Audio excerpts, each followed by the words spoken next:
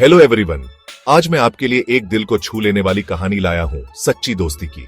ये कहानी है रमेश और सुरेश की, दो दोस्त एक छोटे से गांव से।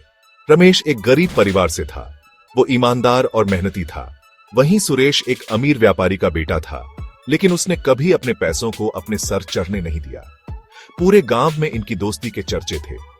एक दिन एक भयानक बाढ़ आई उनके गांव में। नदी का पानी बाराज गया और गांव में घुसने लगा। सब अपने अपने घर बचाने में लगे थे। रमेश का कच्चा मकान पल भर में गिर गया। वो और उसकी मां गांव के मंदिर में जाकर बैठ गए। ये बात जब सुरेश को पता चली, वो भागता हुआ रमेश के पास आया।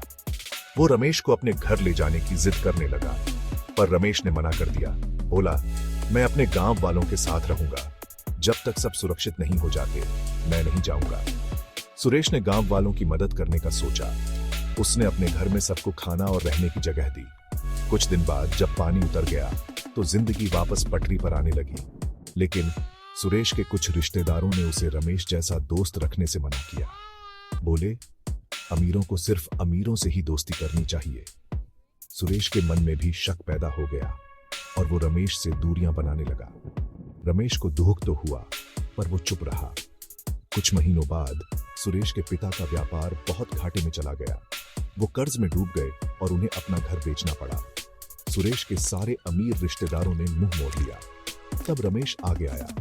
अपनी छोटी सी जमा पूंजी से उसने सुरेश के पिता को एक छोटी सी दुकान खुलवाने में मदद की। आंखों में आंसू भरकर सुरेश बोला, तूने मुझे दोस्ती का असली मतलब सिखाया। पैसा सच्चे दोस्तों के बीच दीवार नहीं बन सकता। तो रमेश और सुरेश की कहानी से हम क्या सीखते हैं? सच्ची दोस्ती निस्वार्थ होती है। सच्चे दोस्त हर मुसीबत में एक दूसरे के साथ खड़े रहते हैं। अमीर हो या गरीब, कोई फर्क नहीं पड़ता। मुश्किल घड़ी में ही सच्चा दोस्त पहचाना जाता है। याद रखना दोस्तों, एक सच्चा दोस्त अनमोल होता है।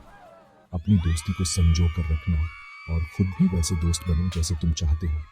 Thanks for watching.